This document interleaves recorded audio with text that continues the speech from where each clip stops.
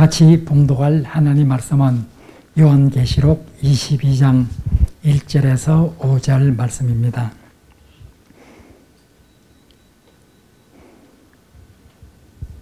같이 봉독을 하겠습니다.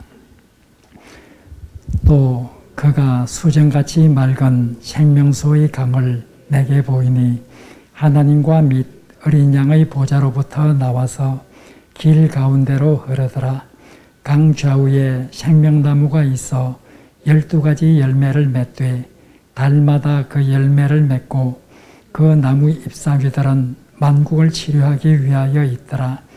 다시 저주가 없으며 하나님과 그 어린 양의 보좌가 그 가운데에 있으리니 그의 종들이 그를 섬기며 그의 얼굴을 볼 터이요 그의 이름도 그들의 이마에 있으리라. 다시 밤이 없겠고 등불과 햇빛이 쓸데없으니 이는 주 하나님이 그들에게 빛이심이라. 그들이 세세토록 왕노릇하리로다. 아멘. 오늘 요한계시록 21장, 22장 연구에 있어서 네 번째 시간입니다. 첫 번째 시간에는 21장 1절에서 4절 말씀을 보았습니다. 여기에서는 새 하늘과 새 땅 그리고 새 예루살렘에 대해서 기록을 하고 있었습니다. 그리고 잠깐 이젠 새 예루살렘에 관한 묘사를 하기 전에 21장 1절에서 4절에서 새 하늘과 새 땅, 새 예루살렘에 대해서 설명을 하고 21장 9절 이하에서 새 예루살렘에 대해서 자세히 나오고 있습니다. 새 예루살렘에 대해서 자세히 나오기 전에 21장 2절에서 5절에서 8절에서는 새 하늘과 새 땅, 새 예루살렘에는 누가 들어갈 수 있는가 하는 이 내용에 대해서 기록이 되었었죠. 그래서 첫 번째 시간에는 21장 1절에서 4절, 두 번째 시간에는 21장 5절에서 8절, 그리고 세 번째 시간, 지난 시간에는 21장 9절에서 마지막 절까지 우리가 살펴보았습니다. 이제 오늘은 바로 22장 1절에서 5절에 나오는 말씀입니다. 오늘 읽는 이 본문도 엄격히 말하면 새 예루살렘에 대한 구체적인 설명이 시작되는 바로 여기에 포함되게 됩니다. 새 예루살렘에 대해서 21장 9절 이하에서 지난 시간 본 것은 새 예루살렘의 외적인 영광이 얼마나 영광스러운가 하는 것을 기록하고 또 새 예루살렘의 내적인 영광이 얼마나 충만한가 하는 것에 대해서 기록을 하였습니다. 이제 오늘 22장 1절에서 5절은 새 예루살렘에 대해서 우리가 늘 지상낙원으로 생각하면서 그것이 다시 회복되기를 원하는 에덴 동산, 바로 그 에덴 동산이 회복되는 그런 어떤 모습이 새 예루살렘의 모습이라 여기에 대해서 오늘 잘 기록을 하고 있습니다. 에덴 동산은 정말 우리 인류가 그리워하고 그때 에덴 동산을 잃지 않았더라면 얼마나 좋았을까 이렇게 우리는 늘 생각하면서 살아갑니다. 에덴 동산은 믿는 사람에게 뿐만 아니라 믿지 않는 사람들에게도 에덴이라고 하는 이 말은 지상낙원이라고 하는 이런 의미로 널리 사용되고 있습니다. 믿지 않는 사람이 에덴에 관해서 모르는 사람은 거의 없을 것입니다. 우리 교회 내에서 사용되는 성경에 나오는 이런 용어들 중에 일반 사회 사람들이 널리 알고 있는 이런 단어들이 있는데 아마 그런 단어 중에 하나가 에덴일 것입니다. 에덴이라고 하면은 믿지 않는 사람들도 성경에 나오는 아담과 하와가 맨 처음 거주했던 지상의 낙원, 믿지 않는 사람들도 그렇게 생각하고 에덴이라는 말은 지상의 낙원을 가리키는 이런 말로 널리 사용하고 있습니다. 에덴은 성경에서도 에덴 동산과 같은 그런 어떤 장소의 회복, 이런 것을 꿈꾸는 그런 내용들이 성경에도 나오고 있습니다. 이사야 선지서라든지 에스겔 선지서 그리고 요엘 선지서 이런 데 보면 에덴이라는 말이 나옵니다. 바로 하나님께서 에덴 동산처럼 이렇게 언젠가 회복시킬 것이다 하는 이런 내용이 나오고 있습니다. 에덴 동산은 바로 성경에서도 앞으로 언젠가 하나님께서 회복시킬 그런 낙원을 가리키는 그런 용어로 창세기뿐만 아니라 다른 선지서에서도 자주 등장하고 있습니다.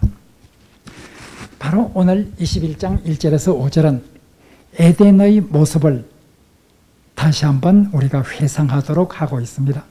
22장 1절에서 5절을 읽는 사람은 바로 새로운 에덴을 어떤 회상하게 되고 옛날 있던 그 에덴과 대조해서 그 에덴과는 비교할 수 없이 더 좋은 어떤 새로운 에덴, 우리가 새하늘과 새 땅은 옛 하늘과 옛 땅과 비교할 수 없이 좋은 곳이었죠.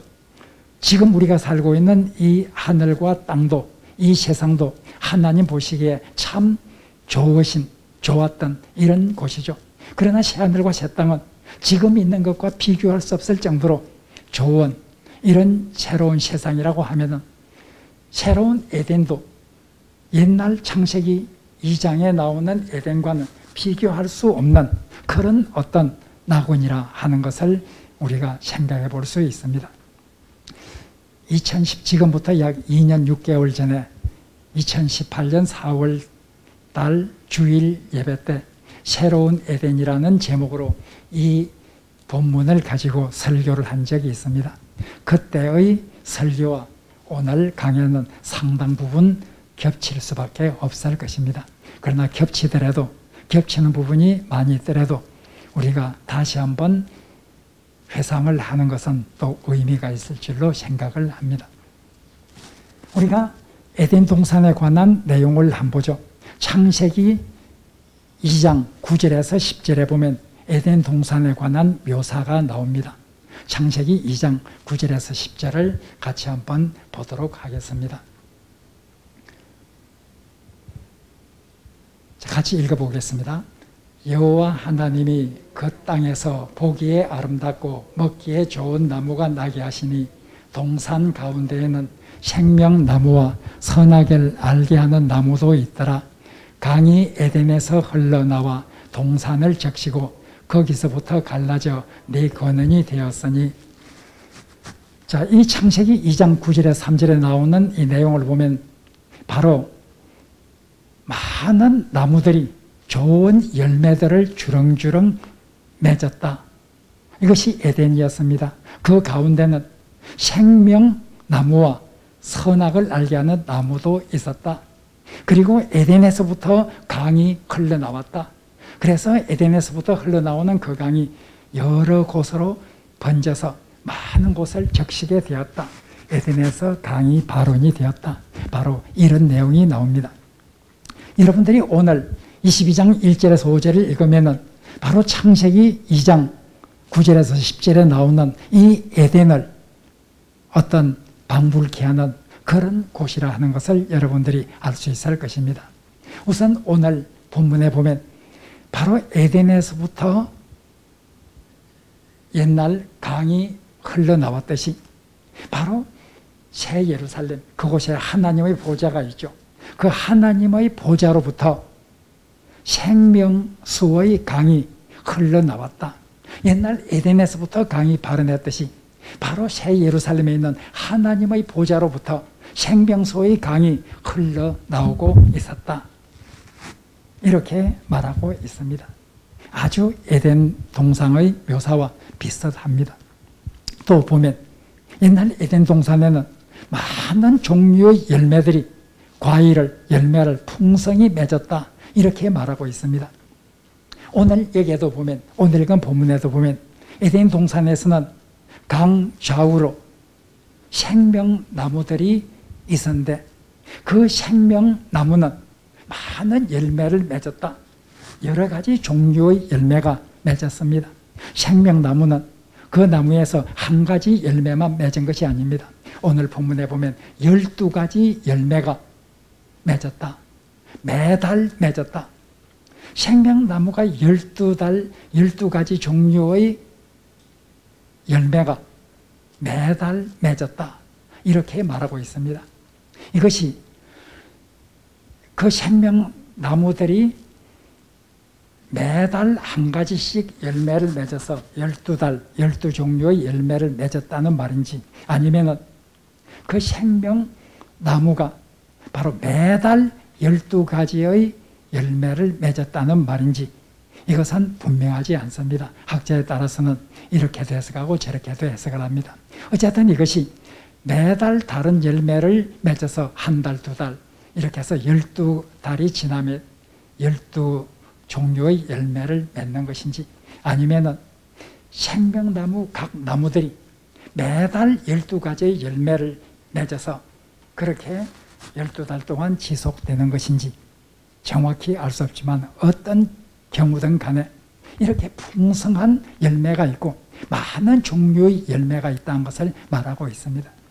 바로 이렇게 옛날 에덴 동산에서 많은 종류의 열매가 있었다, 많은 좋은 종류의 열매가 있었다, 이렇게 말했듯이 바로 새 에덴에도 생명나무만을 언급하지만은 이 생명나무에서 여러 가지 종류의 좋은 열매를 맺고 있어서 그 결실이 풍성했다 하는 것을 말하고 있습니다. 아주 비슷합니다. 바로 이렇게 옛 에덴과 새 에덴은 이렇게 상당히 비슷하게 이렇게 묘사되고 있는 것을 우리가 볼 수 있습니다. 바로 옛 에덴과 새 에덴은 비슷한 이런 서로 비슷한 이런 점이 많이 있어서 22장 1절에서 5절에 있는 사람은 바로 창세기 2장 9절에서 10절에 나오는 옛 에덴 동산을 회상하면서 이것을 읽어가게 되고, 바로 에덴 동산이 완전히 회복되는 곳이 새 예루살렘이라 이렇게 생각을 할 수가 있습니다. 그러나 한편으로는 옛날의 에덴 동산과는 비교할 수 없는 그런 새로운 에덴이라 하는 것을 오늘 본문에서 또한 밝혀줍니다. 한편으로는 옛날의 에덴과 공통점을 가지고 있지만, 한편으로는 옛날의 에덴과는 많은 대조점을 가지고 있는, 차이점을 가지고 있는 것이 그때의 에덴과는 비교할 수 없는 이런 어떤 좋은 곳이, 영광스러운 곳이 새로운 에덴이다, 이런 것을 오늘 본문에서 말해주고 있습니다.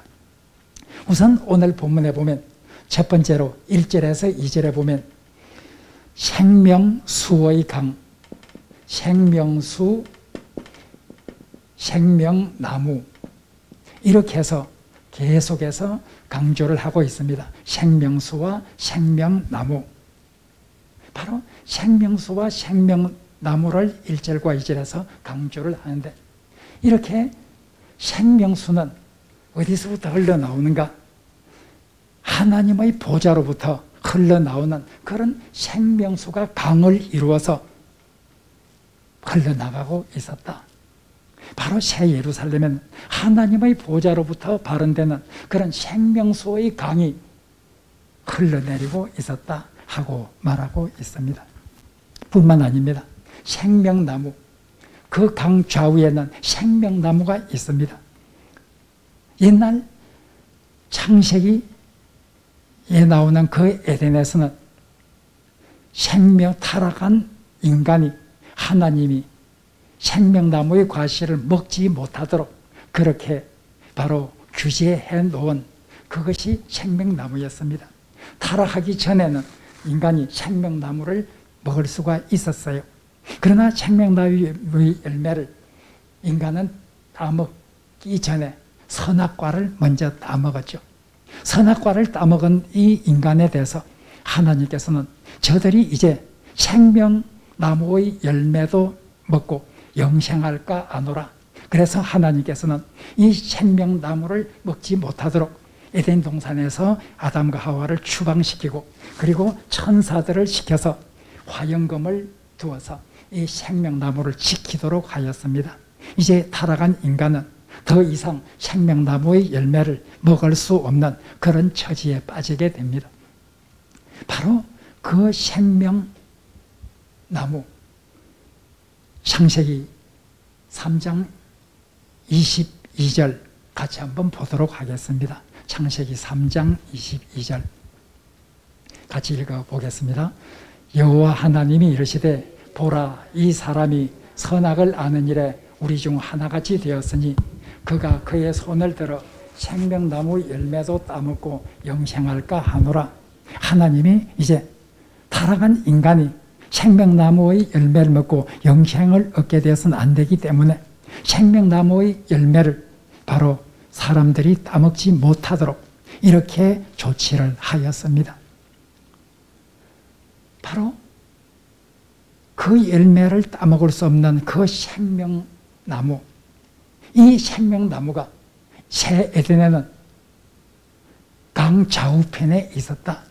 옛날 구 에덴에는 생명나무가 한 그루 있었습니다. 동산 중앙에 한 그루가 있었죠. 그러나 새로운 에덴에는 강 좌우에 생명나무들이 서 있습니다. 강 좌우에 생명나무들이 서 있어서 많은 열매들을 맺고 있었고 누구든지 이 생명나무를 따먹을 수 있는 그런 곳이 이제 새로운 에덴, 새하늘과 새 땅에 있는 이런 새 예루살렘의 모습입니다. 이제 인간은 영원한 생명을 얻을 수가 있습니다.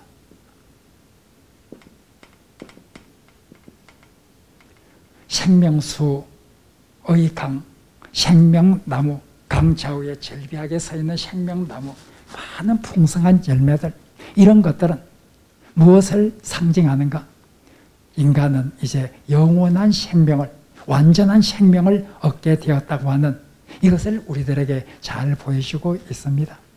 이제 옛날 에덴과는 비교할 수 없는 그런 좋은 곳, 낙원이 바로 새 예루살렘에 있는 새로운 에덴이라 하는 것을 말해주고 있습니다. 두 번째로는 3절에나 1절, 2절이 생명수와 생명나무에 대해서 기록을 하고 있었다고 하면 2절은 이제 바로 하나님께 경배를 하는,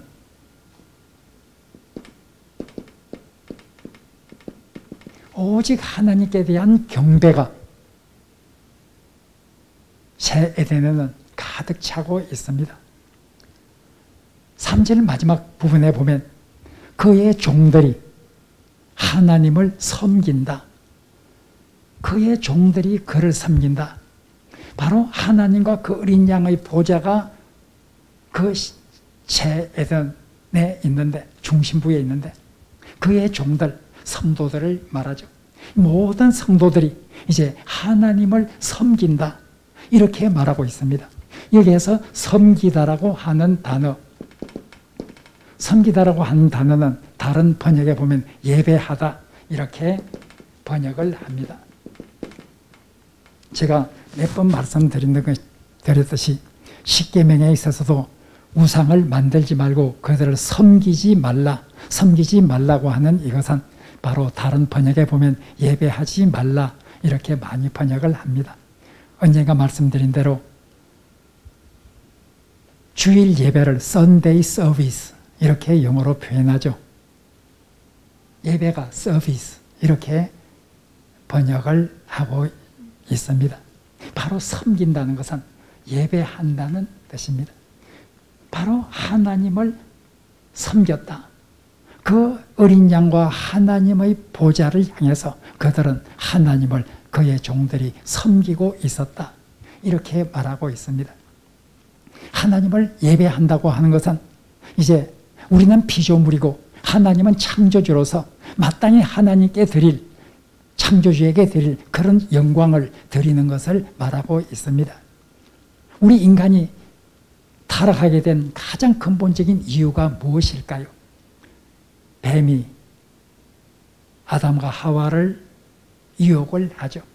뱀이 하와를 유혹할 때 하와가 그 유혹을 견디기 어려웠던 그런 유혹이 무엇입니까? 바로 하나님과 같이 되고자 하는 이런 마음이었습니다. 창세기 3장 5절을 같이 한번 읽어보겠습니다. 너희가 그것을 먹는 날에는 너희 눈이 밝아져 하나님과 같이 되어 선악을 알 줄 하나님이 아심이니라. 뱀이 하와를 유혹을 하고 있습니다. 선악과를 먹지 말라고 하는 것은 하나님이 그렇게 너희들에게 명령한 것은 너희들이 선악과를 먹으면 너희들이 하나님같이 될 것이기 때문이다. 너희들이 하나님같이 되어서 선악을 알게 될 것이라는 것을 하나님이 알고 있기 때문에 너희들이 하나님같이 되지 못하도록 하기 위해서 하나님께서 너희들에게 선악과를 따먹지 말라고 한 것이다. 너희들이 선악과를 따먹으면 하나님과 같이 될 것이다. 바로 하와는 여기에 유혹을 이기지 못했습니다. 하나님같이 된다. 이 뱀의 유혹에 결국 선악과를 따먹게 되고 말죠. 인간 타락의 가장 근본적인 이유는 인간이 하나님의 자리에 오르고자 하는 여기에 있었습니다.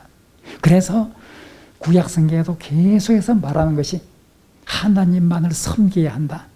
하나님의 자리에 오르려고 해서는 결코 안 된다.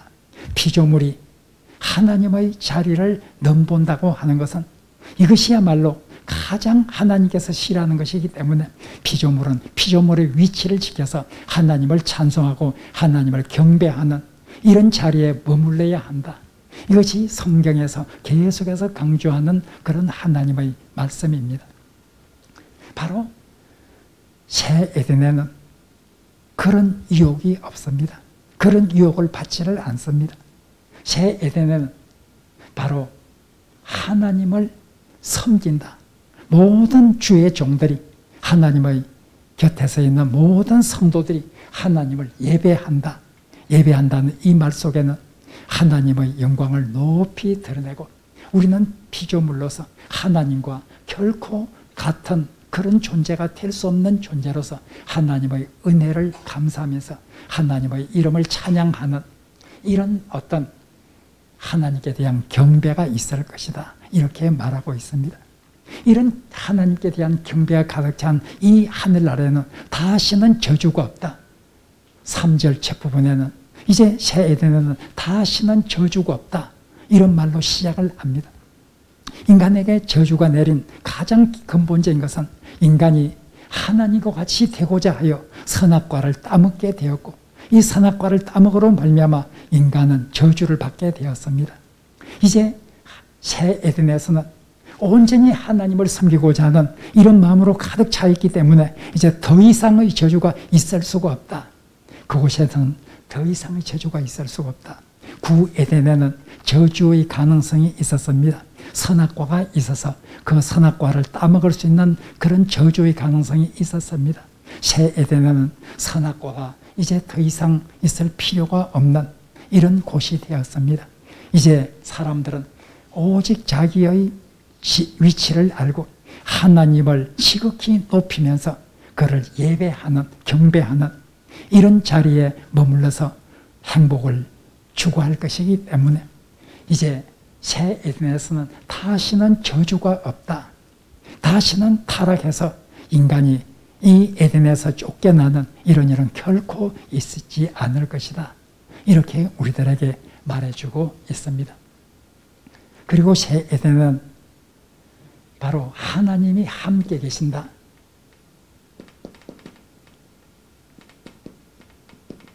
하나님이 함께 하신다. 물론 옛날에도 하나님은 함께 하셨어요. 성도들과 하나님은 함께 하셨죠. 지금도 우리들과 하나님은 함께 하십니다. 그러나 하나님이 함께 하시는 그런 방식이 새 에덴에서는 지금과 같은 것이 아닙니다. 바로 4절과 5절에서 강조하는 것은 그때는 얼굴을 대하여 볼 것이다. 하나님의 얼굴을 볼 것이다. 이렇게 말하고 있습니다. 하나님의 얼굴을 보는 것. 지금까지 하나님의 얼굴을 보면서 우리가 하나님과 함께 하는 것은 인류의 역사상 결코 있지 않았습니다. 그것이 소망이었습니다.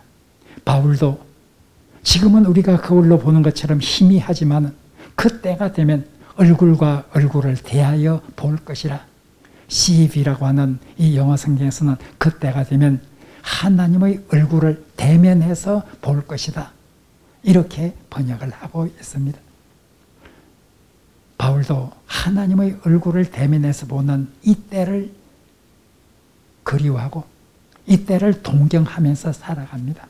우리가 이 세상에 있을 동안에는 결코 하나님의 얼굴을 보면서 하나님과 함께하는 이런 존재는 되지를 못할 것입니다.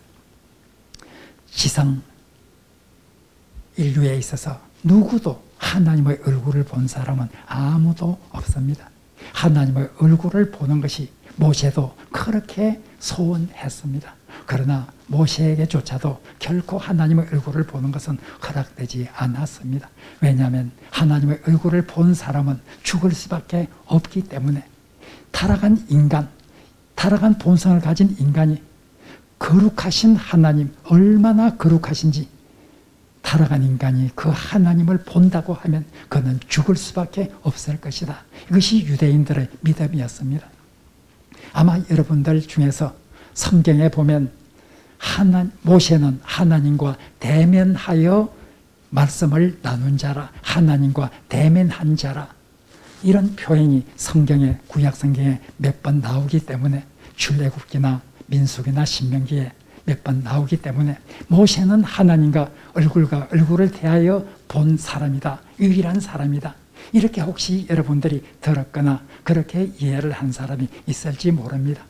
그러나 성경을 자세히 보면 모세가 하나님과 대면하여 보았다고 하는 이 말은 결코 얼굴과 얼굴을 대하여 대화를 하고 만났다는 것은 결코 아닙니다.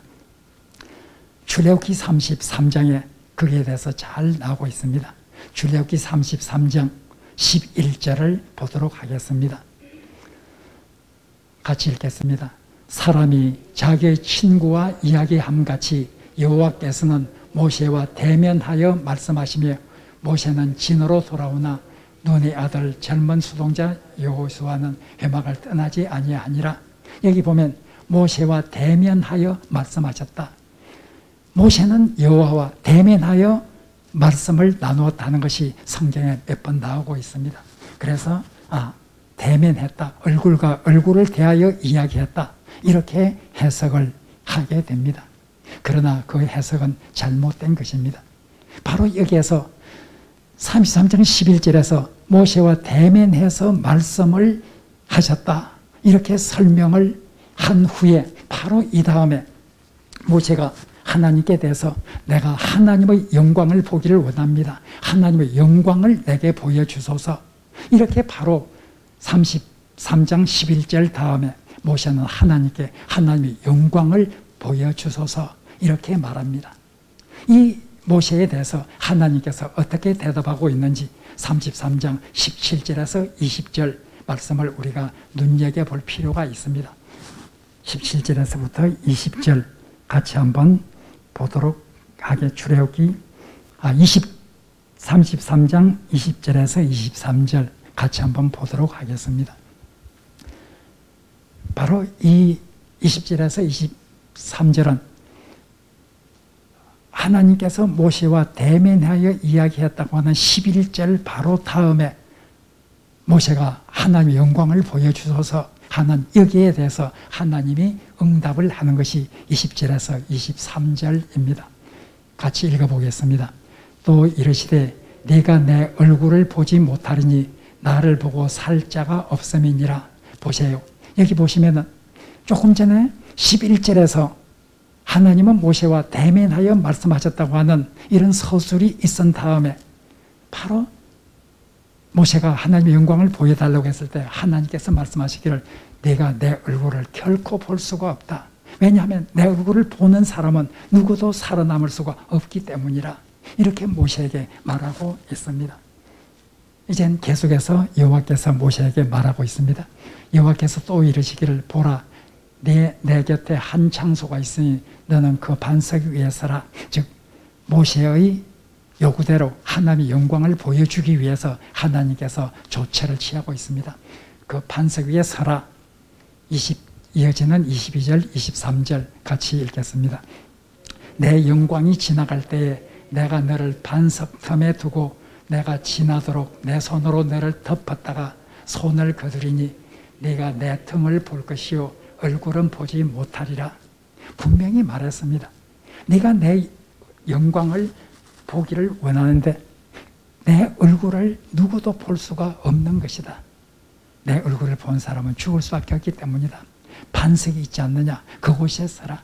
내가 영광으로 지나갈 때 너를 그 틈에 두고 내가 지나가고 난 다음에 내 손을 거두어서 네가 나를 볼 수 있을 터인데 내가 지나가고 난 다음에 보기 때문에 내 얼굴을 볼 수는 없고 내 턱만 볼 수 있을 것이다. 이렇게 하나님께서 말씀하시고 있습니다.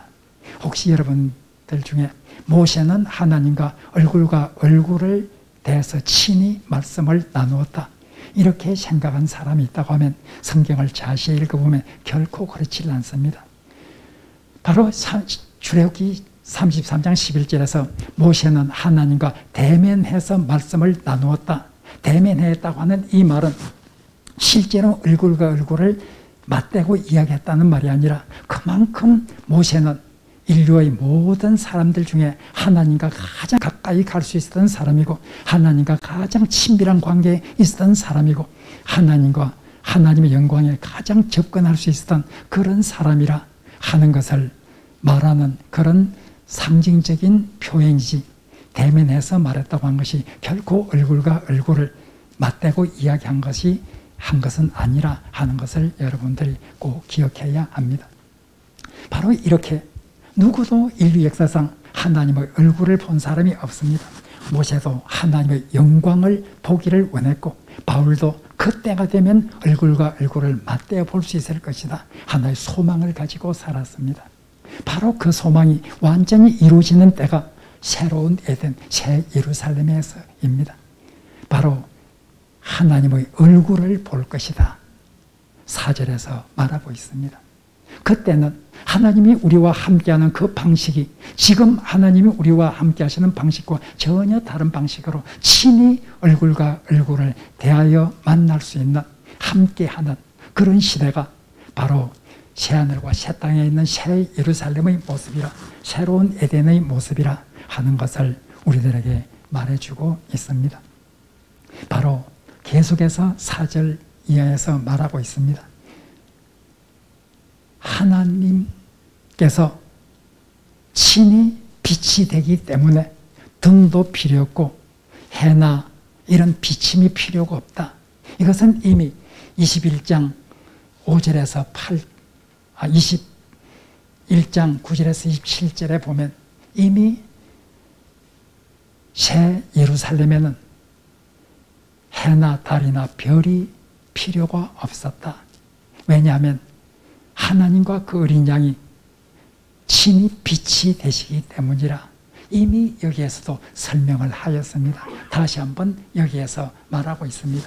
새로운 에덴, 새 예루살렘은 하나님이 친히 빛이 되기 때문에 등불이나 이런 해라든지 이런 빛이 필요가 없는, 하나님이 우리와 함께하기 때문에 전혀 다른 것이 필요가 없는 그런 어떤 새 에덴이 새로운 에덴이라 하고 말하고 있습니다. 전혀 필요가 없는 이런 곳입니다. 그리고 그들이 세세토록 왕노릇 할 것이다. 이제 이 새로운 에덴에서는 모든 성도들이 왕노릇, 영원히 왕노릇 할 것이다, 이렇게 말하고 있습니다. 왕노릇 한다고 하는 것이 무슨 말일까요? 다른 사람을 다스리는 이런 지위에 있게 된다는 것일까요? 다른 사람을 다스리는 지위에 있다고 하면, 모든 사람이 왕이 된다고 하면 그 밑에 다스림을 받는 사람은 누구일까요? 왕노릇 한다. 왕노릇 한다고 하면은 왕으로서 역할을 한다고 하는 것이라고 하면 다스리는 대상이 있어야 될 텐데, 모든 성도가, 하늘나라에 있는 모든 성도가 다 왕노릇을 하게 되는데 누구를 다스리겠어요? 천사를 다스리겠어요? 결코 그것은 아니겠죠.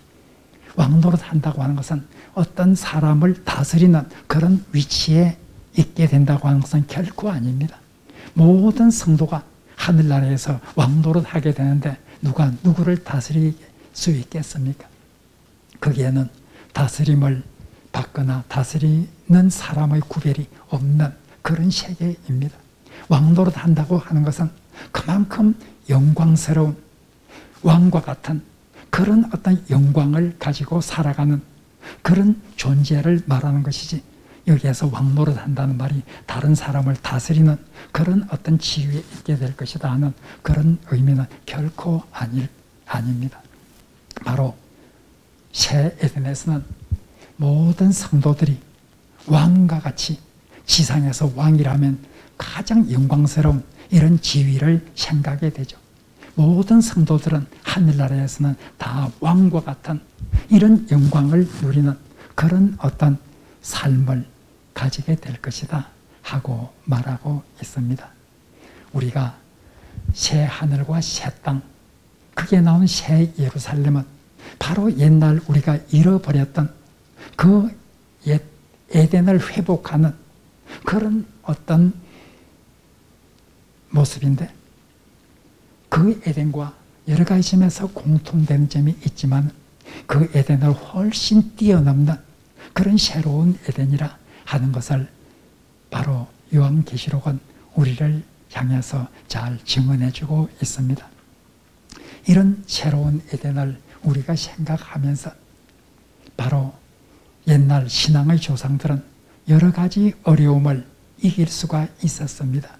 이런 새로운 에덴, 새 예루살렘에 대한 소망, 이 새 예루살렘에 대한 소망이 그들이 아무리 어려운 삶의 환경이 닥쳐올지라도 그 어려움에 굴하지 않고 끝까지 그 어려움에 대해서 좌절하고 포기하기보다는 우뚝 일어서서 그 어려움을 이기고 극복하고 하나님이 원하시는 이런 승리의 삶을 살게 되는 그런 원동력이 된 것이 바로 이런 새하늘과 새 땅, 새 예루살렘, 새로운 에덴에 대한 간절한 소망이었습니다.